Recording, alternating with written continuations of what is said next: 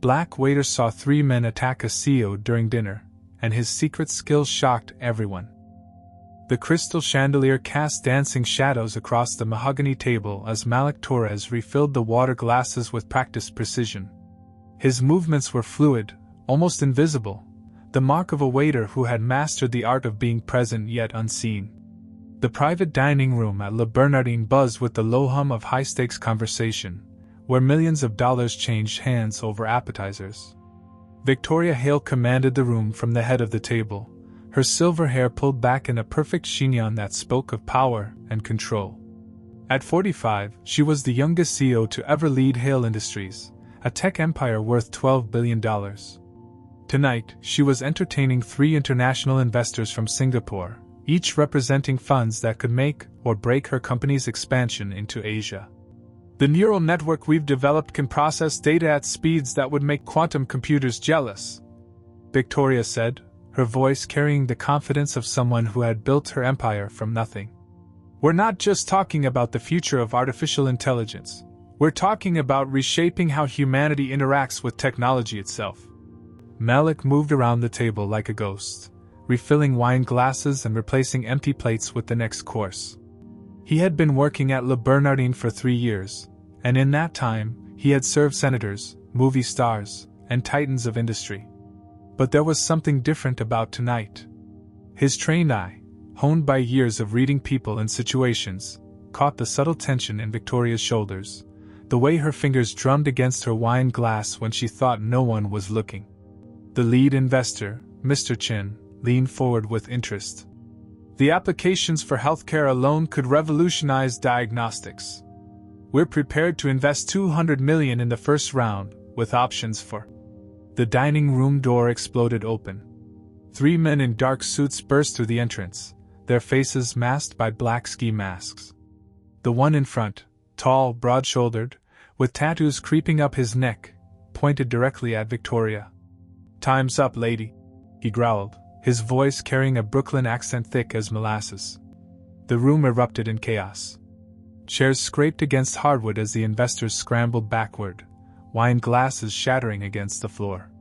Victoria's security detail, 2 men stationed outside the door, were nowhere to be seen. Malik's body moved before his mind could catch up. The first attacker lunged toward Victoria with a knife gleaming in his hand. Malik intercepted him mid-stride, his serving tray spinning through the air like a discus. It connected with the man's wrist with a sickening crack, and the knife went flying across the room. But Malik wasn't done. His elbow drove upward into the attacker's solar plexus, dropping him to his knees. In the same fluid motion, Malik spun to face the second man, who was pulling a pistol from his jacket. Malik's hand shot out like a striking snake, his fingers finding the pressure point at the base of the man's neck. The gunman's eyes rolled back as he crumpled to the floor, unconscious before he hit the ground. The third attacker, the leader with the neck tattoos, had reached Victoria. He grabbed her by the hair, yanking her head back as he pressed a blade to her throat. "Nobody moves!" he shouted. "This bitch has been playing games she can't win, and now..." "Yo, Razor!" Malik's voice cut through the chaos like a blade through silk. But it wasn't the polite, deferential tone of a waiter anymore. This voice carried the weight of authority, of someone who had commanded fear in rooms much darker than this one. "You really want to do this dance with me?" The leader's eyes widened behind his mask. His grip on Victoria loosened just a fraction, but it was enough. Malik was already moving. He vaulted over the dining table in one smooth motion, his dress shoes finding purchase on the polished mahogany. The salt shaker in his left hand became a projectile, striking the attacker's wrist and forcing him to release the knife. Malik's right fist connected with the man's jaw, not a wild haymaker, but a precise strike that spoke of training and experience. The leader staggered backward, blood trickling from his split lip. You're supposed to be deceased ghost," he whispered, his voice filled with recognition and terror. "Maybe I am," Malik replied, his tone cold as winter in Chicago. "But deceased men don't forgive debts, Razor. And you just made this personal." The room had gone silent except for the sound of heavy breathing and the distant clatter of dishes from the kitchen. Victoria stared at Malik with wide eyes, her hand pressed to her throat where the blade had been. The three investors huddled in the corner, their faces pale as sheets. Razor and his two companions were backing toward the door, their confidence evaporated like morning mist. "This ain't over, Ghost," Razor spat. "The family wants what's theirs, and they'll get it one way or another." "Tell Soprano I said the books are closed," Malik replied, straightening his black tie with deliberate calm. "And if I see any of you near her again, I'll remind you why they called me Ghost in the first place." The three men fled through the door, their footsteps echoing down the hallway. In their wake, the dining room felt like the aftermath of a hurricane. Broken glass, overturned chairs, and the heavy silence of shock. Victoria slowly stood up, her legs unsteady beneath her. What just happened? Who are you?" Malik began picking up the scattered silverware, his movements returning to the careful precision of a waiter. But now everyone could see what they had missed before, the way he held himself, the alertness in his dark eyes, the controlled power in every gesture. "Just a waiter, ma'am," he said quietly. "Someone who happened to be in the right place at the right time." But even as he spoke, Malik could feel the weight of old Ghost settling on his shoulders. The name, Ghost, hung in the air like smoke from a gun barrel. 3 years. 3 years he had been Malik Torres, quiet waiter at an upscale restaurant. 3 years since he had walked away from a life where violence was currency and fear was respect. The investors were already reaching for their phones, no doubt calling their own security teams and preparing to flee the country. Victoria continued to stare at him, her brilliant mind clearly working to piece together the puzzle of who her waiter really was. "The way you moved," she said slowly. "The way you talked to them. That wasn't self-defense, was it? That was professional." Malik met her gaze for a moment, and she saw something in his eyes that made her take a step back. Not malice, but knowledge, the kind of hard-won wisdom that came from seeing the worst of humanity and surviving it. "Sometimes the past has a way of catching up with you, Ms. Hale," he said, his voice back to its polite, deferential tone. "I suggest you increase your security. These men, they don't give up easily." As sirens began to wail in the distance, Malik disappeared through the kitchen door, leaving Victoria alone with questions that would haunt her, and the echo of a name that should have been buried years ago. Ghost. The ghost who had just saved her life, and who clearly had secrets dark enough to terrify hardened criminals.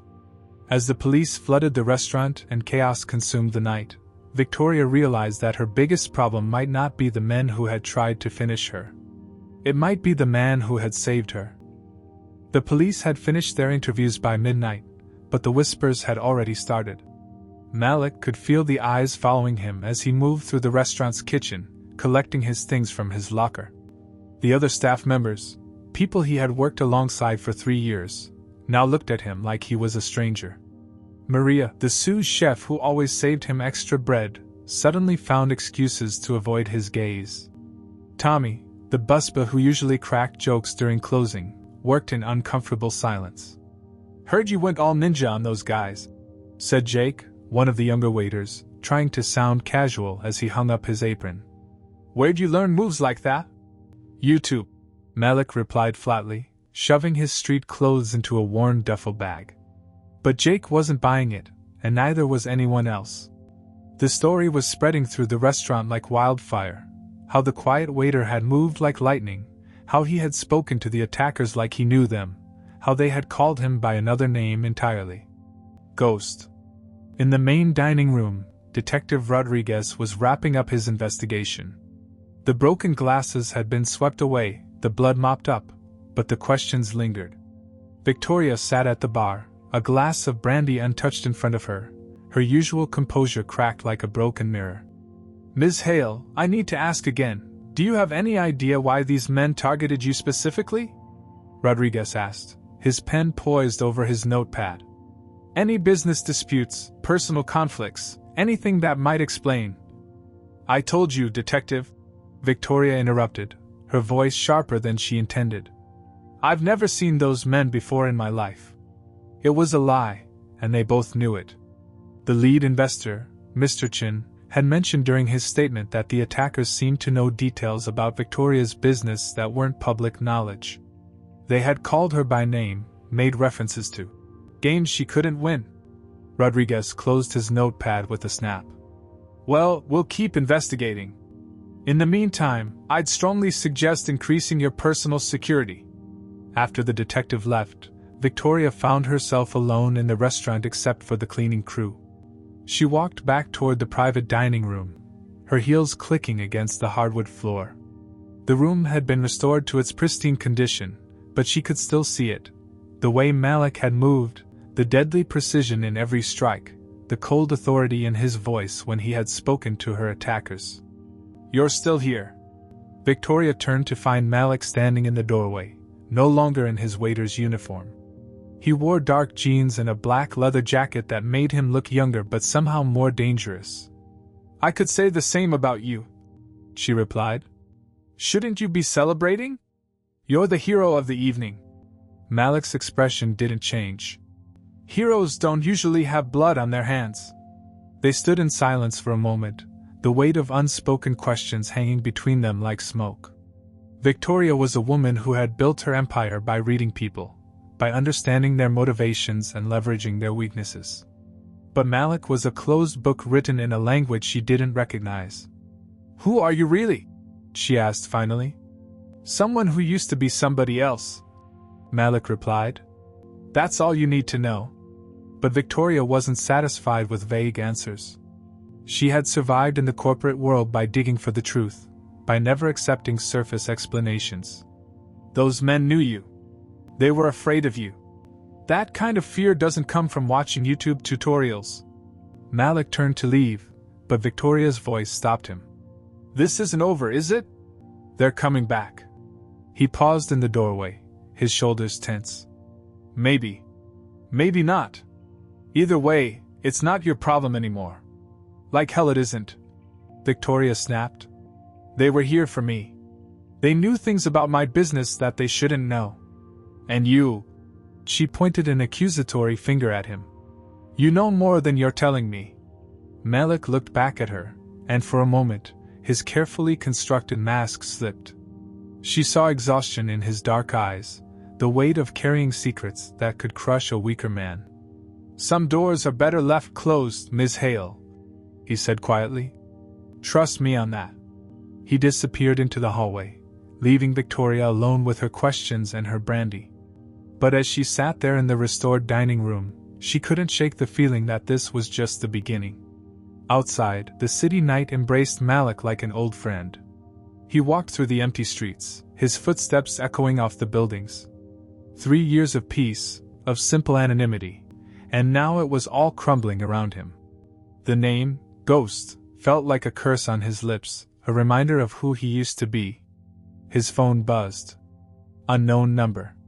Against his better judgment, he answered. Ghost.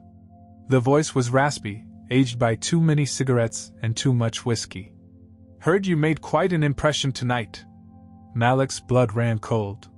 He knew that voice, had hoped never to hear it again. Soprano. That's Mr. Soprano to you, boy. We need to talk. I'm out of the game. Have been for 3 years. A dry chuckle crackled through the phone. Nobody's ever out of the game, Ghost. You should know that by now. The lady has something that belongs to us, and you're going to help us get it back. I don't work for you anymore. Oh, but you do. See, debts don't just disappear because you put on an apron and started serving soup. You owe us, Ghost. Big time. And now it's time to pay up. The line went dead. Malik stood under a flickering streetlight, his hands shaking slightly as he pocketed the phone. 3 years. 3 years of building a new life, of trying to become someone better than the man he used to be. But the past had found him, and it was hungry. In the shadows of the alley behind the restaurant, someone watched him with cold, calculating eyes. The game had begun again, and this time, the stakes were higher than Malik could possibly imagine. Victoria Hale hadn't slept in 36 hours. She sat in her corner office on the 40th floor of the Chrysler Building, Manhattan sprawling beneath her like a glittering circuit board. The morning sun cast long shadows across financial reports scattered on her mahogany desk, each one telling the same devastating story. Her company was hemorrhaging money, and her enemies were circling like vultures. The board meeting had been brutal. 12 men in $1,000 suits, all questioning her leadership, all suggesting it was time for her to step down. For the good of the company. The vote of no confidence was scheduled for Friday. 3 days to save everything she had built. A soft knock interrupted her thoughts. "Come in," she called, not looking up from the quarterly projections that painted her empire's slow death in red ink. "Ms. Hale?" Her assistant, Jennifer, peered around the door nervously. "There's a Malik Torres here to see you. He says it's urgent." Victoria's head snapped up. She hadn't seen or heard from him since that night at the restaurant 2 days ago. "Send him in." Malik entered wearing the same leather jacket, but now Victoria could see what she had missed before, the way he scanned the room automatically, cataloging exits and potential threats. The way he positioned himself where he could see both the door and the windows. These weren't the habits of a waiter. "You look like hell," he observed, settling into the chair across from her desk without being invited. "Charming as always," Victoria replied dryly. "What do you want?" Malik studied her face, the dark circles under her eyes, the slight tremor in her hands that she tried to hide. "When's the last time you went home? What's it to you?" "Because I've been asking around about you, Victoria Hale. And what I found isn't adding up." He leaned forward, his dark eyes intense. "You're not just some tech CEO having a bad quarter. You're at battle." Victoria's laugh was bitter. "Battle is one way to put it. My biggest competitor, Nexus Corporation, has been systematically destroying everything I've built.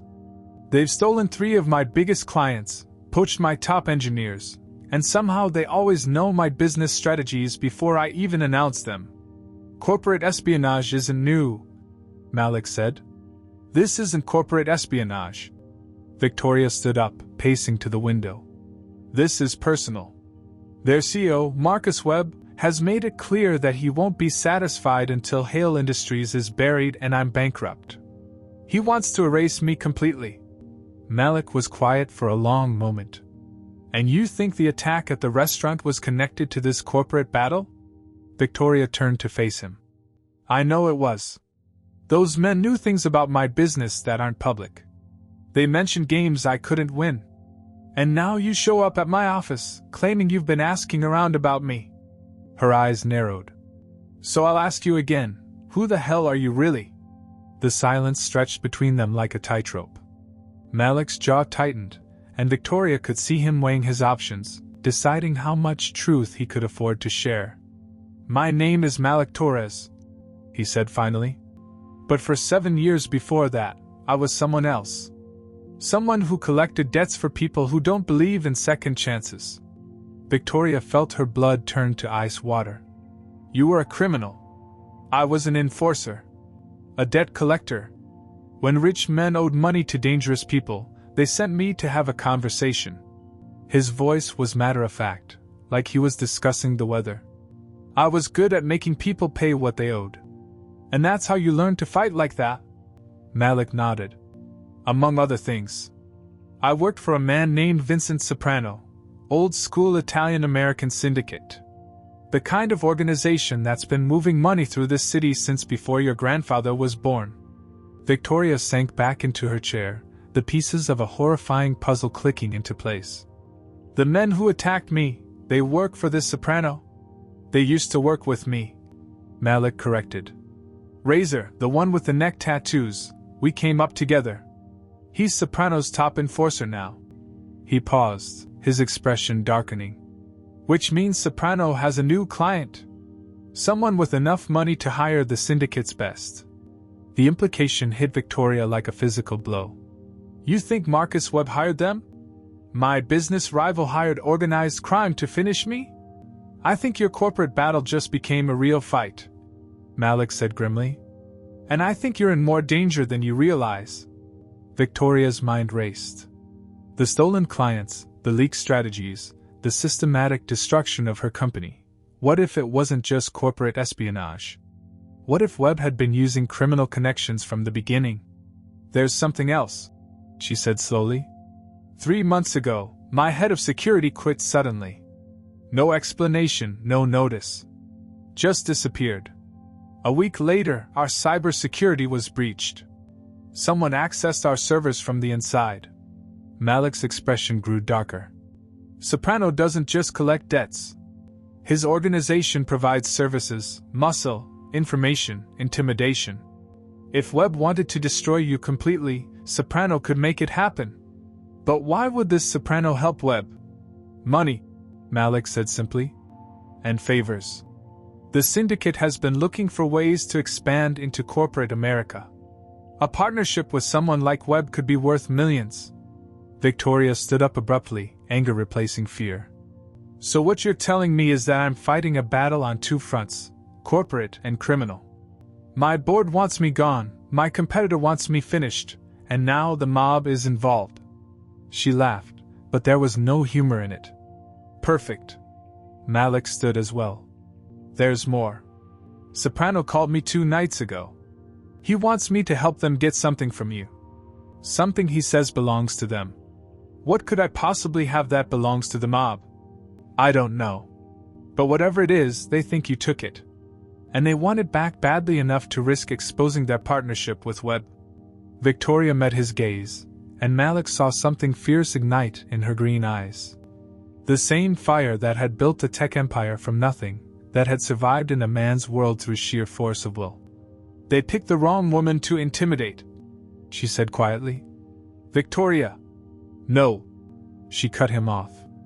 I've spent my entire life fighting. I fought to get into MIT, fought to get funding for my first startup, fought to keep control of my company when investors tried to push me out.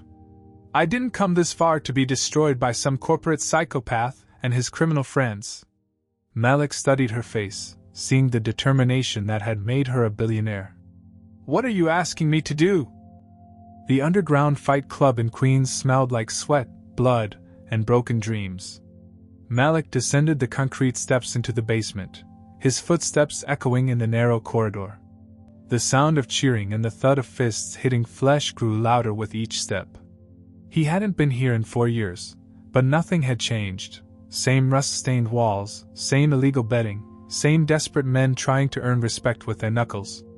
Well, well, well. Look what the cat dragged in. Malik turned to find Tommy, the hammer, Ricci blocking his path. Tommy had been a middleweight contender once, before a gambling addiction and a glass jaw ended his professional career. Now he ran book for the underground fights and served as Soprano's eyes and ears in Queens. Tommy, Malik nodded, keeping his voice neutral. Heard you were still taking bets on hopeless causes. Tommy's laugh was harsh. Still got that smart mouth, ghost. But word is you've gone soft. Heard you've been playing waiter, serving soup to rich folks. The crowd around the fight ring erupted as one fighter hit the canvas hard. Malik watched the unconscious man being dragged away, blood streaming from his broken nose. 3 years ago, he would have felt nothing. Now the sight made his stomach turn. I'm looking for information, Tommy. About Nexus Corporation. Tommy's eyes narrowed. That's some dangerous territory you're sniffing around. What makes you think I know anything about legitimate business? Because nothing's legitimate in this city, and we both know it. Malik pulled out a roll of bills. 500 for a conversation. 1,000 if the conversation includes names and numbers. Tommy snatched the money, counting it quickly. Follow me. They moved deeper into the club, past the betting tables and into a private room where the walls were thick enough to muffle screams. Tommy poured himself a whiskey from a bottle that had seen better decades.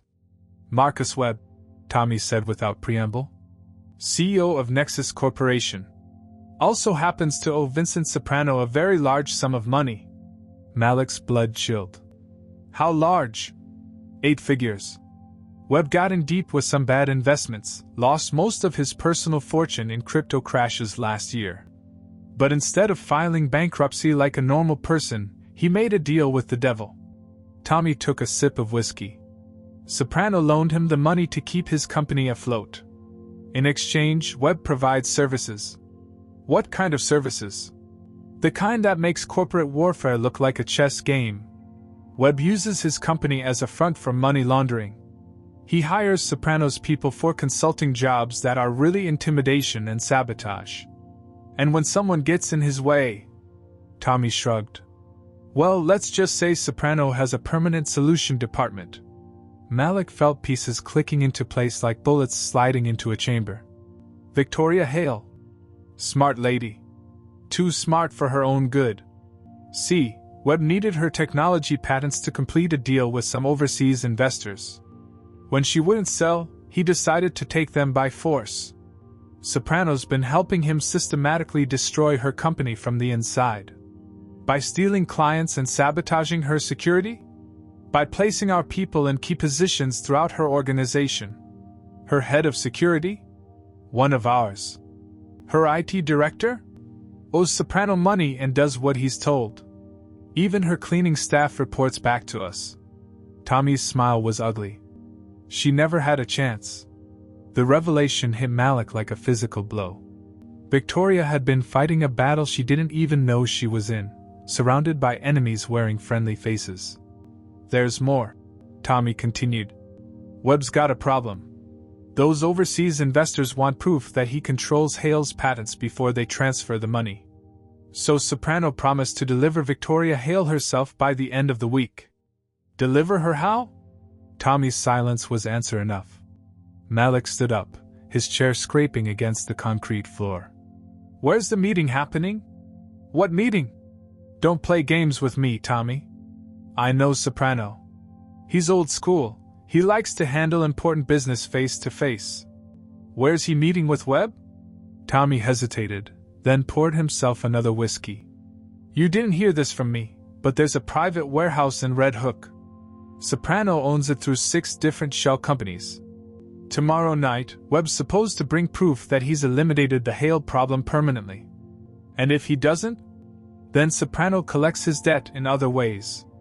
Webb's got a wife and 2 kids living in a mansion in Greenwich. Beautiful family. Tommy's smile turned predatory. Would be a shame if something happened to them. Malik was already moving toward the door when Tommy called after him. Ghost!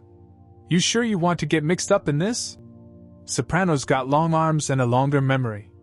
He hasn't forgotten that you disappeared without paying your debts. Malik paused in the doorway. What debts? The Castellano job. You remember, the one that went sideways? The one where that civilian got finished? Tommy's voice carried the weight of old sins. Soprano covered for you, paid off the cops, made the evidence disappear. But that kind of protection doesn't come free. He owns you, Ghost. Always has. The memory hit Malik like a sledgehammer to the chest. Maria Castellano, 23 years old, wrong place at the wrong time. She had been coming out of her apartment building when Malik arrived to collect from her neighbor. The target had panicked, pulled a gun, and in the chaos that followed, an innocent woman died. Soprano had indeed covered for him, but the guilt had eaten at Malik's soul until he couldn't take it anymore. That's why he had disappeared, why he had tried to build a new life serving food instead of violence. I remember, Malik said quietly. Then you know there's no walking away from this. Not for you, not for the lady. Soprano always collects his debts, one way or another. Malik stepped back into the shadows of the corridor, Tommy's words echoing in his head. He had thought he could help Victoria by gathering information, by staying on the edges of his old world. But the darkness had hooks in him, and it was pulling him back whether he wanted to go or not. The Red Hook warehouse squatted against the Brooklyn waterfront like a concrete tumor, its windows black as dead eyes. Malik crouched behind a shipping container 50 yards away, watching the building through binoculars as expensive cars pulled up to the loading dock. Mercedes, BMWs, and one pristine Bentley that could only belong to Marcus Webb. Beside him, Victoria checked her phone for the 3rd time in 5 minutes. Are you sure about this plan? No, Malik admitted. But it's the only shot we have. The plan was insane, built on desperation and held together with hope. 3 hours earlier, Malik had called Vincent Soprano directly, using the old codes and debt chains that still bound him to the syndicate. He had offered a trade, himself in exchange for Victoria's life. Soprano, intrigued by the return of his prodigal enforcer, had agreed to a meeting. What Soprano didn't know was that Victoria would be wearing a wire, and that FBI agents were positioned around the warehouse perimeter. What the FBI didn't know was that Malik planned to settle this the old way, with blood. "Movement," Victoria whispered, pointing toward the warehouse. Marcus Webb emerged from the Bentley, his silver hair perfectly styled despite the late hour. Even from a distance, Malik could see the man's arrogance in the way he walked, the casual confidence of someone who had never faced real consequences for his actions. Webb was followed by 2 bodyguards and a man Malik recognized, Detective Rodriguez, the same cop who had investigated the restaurant attack. Malik's blood turned to ice as he realized the corruption ran deeper than he had imagined. "Son of a bitch," he muttered. "The cops are dirty too." Victoria's face went pale. "Rodriguez? But he seemed so professional?" "Yeah, that's the point." Malik lowered the binoculars. "Sopranos had NYPD detectives on his payroll for decades. Rodriguez probably fed them information about the investigation, made sure no real evidence got back to us." Inside the warehouse, Vincent Soprano held court like an aging king. At 72, he was still imposing, 6 feet of muscle and menace wrapped in a $1,000 suit. His silver beard was trimmed with military precision, and his pale blue eyes missed nothing. "Marcus," Soprano said, gesturing to a chair across from his makeshift throne. "You look nervous." Webb sat down, his jaw tight. "I don't like meeting in places like this." "Places like what? Honest working-class neighborhoods?" Soprano's smile was predatory. "You've gotten soft spending all that time in your Manhattan tower. I've gotten careful. There's a difference." Soprano poured himself a glass of wine from a bottle that probably cost more than most people's cars. "Tell me about the Hale problem." Webb shifted uncomfortably. "It's complicated. She's more resilient than we anticipated." "Resilient?" Soprano tasted the word like sour milk. "That's a fancy way of saying you failed. We've destroyed her financially. Her board is voting her out on Friday. The company will be bankrupt within a month. But she's still breathing," Soprano observed. "Still causing problems. Still refusing to sell those patents." He leaned forward, his voice dropping to a whisper. "I promised my overseas friends that you would deliver her technology. They've already transferred half the payment, $50 million. If you can't complete this deal..." Webb's face went white. "I need more time. Time is a luxury you can't afford. See, my friends don't believe in extensions or second chances. If they don't get what they paid for, they'll want their money back. Plus interest. Plus penalties." Soprano's smile turned cold. "That comes to about $80 million, Marcus. Money you don't have. What are you suggesting?" "I'm suggesting that Victoria Hale needs to have an accident. Tonight. A tragic end to a brilliant career." Soprano snapped his fingers, and 2 men emerged from the shadows, Razor and another enforcer Malik didn't recognize. "My boys here are very good at making problems disappear permanently." Outside, Malik heard enough.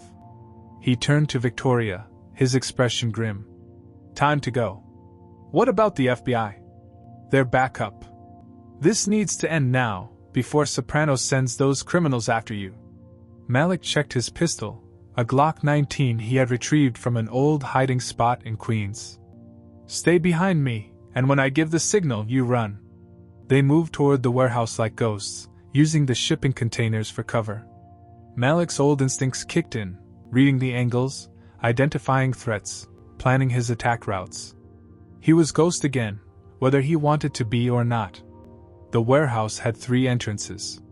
Malik chose the service door on the east side, picking the lock with tools he'd hoped never to use again. Inside, the space was cavernous, filled with legitimate cargo that served as cover for less legal activities. Voices echoed from the far end where Soprano held his meeting. Malik and Victoria crept closer, using the maze of boxes and crates for concealment. "Called in a special guest tonight," Soprano was saying. "Someone you've already met, Marcus. Someone who owes me a very old debt." Webb looked confused. "I don't understand." "Ghost," Soprano called out, his voice echoing through the warehouse. "I know you're here. Come out and let's settle this like gentlemen." Malik cursed under his breath. Somehow, Soprano had known they were coming. He looked at Victoria, seeing his own fear reflected in her green eyes. "Stay hidden," he whispered. "No matter what happens, don't come out until it's over." Malik stepped into the open, his hands visible but ready. "Hello, Vincent." Soprano's smile was triumphant. "There's my favorite debt collector. You look good, Ghost. Civilian life agrees with you. Cut the shit, Vincent. Let's finish this." "Oh, we will. But first, I want you to meet our friend Marcus here. Turns out you two have something in common. You've both been protecting the same woman." Soprano's eyes glittered with malice. "The question is, which one of you is willing to die for her?" Webb looked between them, confusion turning to horror as he realized he was trapped in a game much deadlier than corporate warfare. 10 seconds, Ghost. Malik's mind raced as Soprano's countdown began. The warehouse felt like a tomb, heavy with the weight of old sins and new choices. He could feel Victoria hidden behind the shipping containers, could sense her fear radiating through the darkness. 9. Webb was sweating now, his corporate confidence crumbling as he realized he was just another pawn in a much larger game. Detective Rodriguez had his hand on his weapon, torn between his badge and his bribes. 8. Malik's finger tightened on his Glock's trigger. He could take Soprano out, maybe Razor too, but the other enforcer would likely finish Victoria before Malik could stop him. Violence had always been his solution before, but violence had also created this mess. 7. Wait, Malik said, lowering his weapon. You want to settle debts? Let's settle all of them. Soprano paused his countdown, intrigued. I'm listening. Marcus Webb owes you 80 million. I owe you for the Castellano cover-up. But what if I told you that Victoria Hale has something worth more than both debts combined? Webb's eyes widened. What are you doing? Malik ignored him, keeping his focus on Soprano. She's not just a tech CEO, Vincent. She's the creator of neural network technology that's worth billions. Real billions, not the chump change you're collecting from Webb. Ghosts, what the hell? Victoria started to emerge from her hiding spot, but Malik held up a hand to stop her. The overseas investors aren't paying 50 million for Webb's company. Malik continued, his voice gaining confidence. They're paying for access to Victoria's patents. Patents that Webb can't legally transfer because he doesn't own them. Soprano's pale eyes narrowed. What are you proposing? A new deal. Victoria keeps her company, her patents, and her life. In exchange, she partners with your organization for international expansion. Legitimate business, real profits, and a way for you to go global without the FBI breathing down your neck. The warehouse fell silent except for the distant sound of water lapping against the docks. Soprano was considering the offer, weighing immediate gratification against long-term profit. Webb jumped to his feet. You can't be serious. I have a contract. You have debt. Soprano cut him off coldly. Debt that's about to compound with interest. He looked at Malik with newfound respect. You always were the smartest one in my crew, Ghost. But how do I know this isn't another one of your disappearing acts? Because this time, I'm not running. Malik holstered his weapon and stepped forward. I'm staying in New York. I'm staying visible. And if anything happens to Victoria Hale, anything at all, you know exactly where to find me. Victoria finally emerged from behind the containers, her chin raised defiantly. I can speak for myself. She walked towards Soprano with the same confidence that had built her empire. Mr. Soprano, your proposal has merit. But I have conditions. Soprano chuckled. This woman has brass. I like that. What conditions? Marcus Webb disappears. Not permanently, she added quickly, seeing Razor reach for his weapon. But he leaves New York, dissolves Nexus Corporation, and never works in technology again. As for Detective Rodriguez, she turned to face the corrupt cop. He retires immediately and forgets this conversation ever happened. Rodriguez nodded frantically. Yes, ma'am. Absolutely. Webb was shaking his head in disbelief. You're all insane. This is extortion, racketeering. This is business, Soprano said simply. He pulled out his phone and made a quick call. Tony? Yeah, it's me. Mr. Webb is going to need an escort to the airport. Make sure he gets on a plane to somewhere far away. He hung up and smiled at Webb. I hear Montana is lovely this time of year. As Webb was led away by two new arrivals, Soprano turned back to Malik and Victoria. There's still the matter of your debt, Ghost. I know. Malik met the old man's gaze steadily. And I'm ready to pay it. But not with violence. I'm done being Ghost. Then what are you? Malik looked at Victoria, seeing something in her eyes that he never expected. Respect, gratitude, and maybe something more. For 3 years, he'd been running from his past, trying to become someone new. But maybe redemption wasn't about forgetting who you used to be. Maybe it was about choosing who you wanted to become. I'm Malik Torres, he said firmly. And I'm exactly where I'm supposed to be. Soprano studied him for a long moment, then nodded slowly. Debt forgiven. But this partnership, it's not charity. I expect results.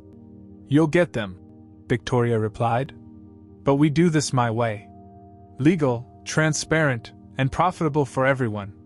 3 months later, Victoria sat in her restored corner office, watching Malik direct her new security team through their morning briefing. Her board had not only restored confidence in her leadership, but had approved the international expansion that would make Hale Industries a global powerhouse. The partnership with Soprano's organization had been restructured as a legitimate consulting firm, their underworld connections transformed into valuable intelligence networks for overseas business. Webb's attempts to sabotage her company from exile had been easily thwarted by people who understood his methods better than he did. Any regrets? Victoria asked as Malik finished his briefing. He considered the question seriously. About leaving the restaurant? About getting involved in this mess? He shook his head. No regrets. For the first time in my life, I'm not running from my past or towards something I can't have. I'm just here. Victoria smiled. Good. Because I have a proposition for you. Another one? How would you feel about becoming my partner? Not just security, a full partner in Hale Industries. Malik raised an eyebrow. What makes you think I'm qualified to run a tech company? Because you understand something most business executives don't, Victoria replied. You understand that every deal is personal, every relationship has consequences, and every choice echoes through time. She stood up and extended her hand. What do you say, Malik Torres? He looked at her outstretched hand, then at the city sprawling beyond the windows. Somewhere out there, the shadows still whispered his old name, still remembered the man who had collected debts with blood and fear. But those whispers were growing fainter each day, drowned out by the sound of something new, a life built on choices rather than circumstances, on redemption rather than reputation. I say yes, Malik replied, shaking her hand. But I have one condition. What's that? No more dinner meetings at fancy restaurants. I've had enough excitement for one lifetime. Victoria laughed, and the sound echoed through the office like a promise of better days ahead. Ghost was truly finished and buried. In his place stood a man who had learned that the hardest battles weren't fought with weapons, but with the courage to choose who you wanted to be. The shadows would always whisper, but Malik Torres no longer had to listen.